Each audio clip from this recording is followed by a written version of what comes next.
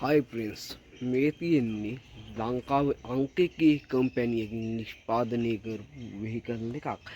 ඇත්ත වශයෙන්ම මේක ගැන කතා කරනවා නම් මේක දැන් පාවිච්චි කරන්නේ නැහැ.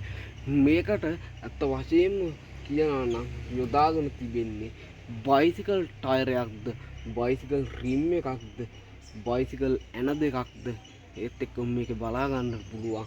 ටයර් එක කළු පාටයි, අල්ලද්දි හරිම නිකන් කුක්කුවක් එවෙනවා වගේ. තවද මේකේ පෝකුරු බලා ගන්න පුළුවන්.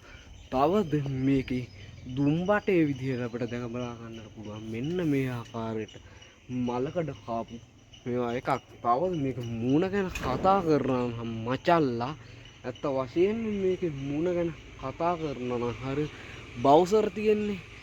ගූ අදින බවුසර් තියෙන ගූ අදින බවුසර් එක මූණක්ද අපිට බලා ගන්නට පුළුවන්. තවද මේකටම තට්ටු දෙමීමේ බෙර ගැහිීමේ හැකියාවක්ද අපිට බලා ගන්න පුළුවන්. මේක තම්මැට්ටමක් විදිහටද අපිට පාවිච්චි කරන්න පුළුවන්. ඔය කෙලින්ම තම්මැට්ටම් සවුන්ඩ් එකක් එන්නේ.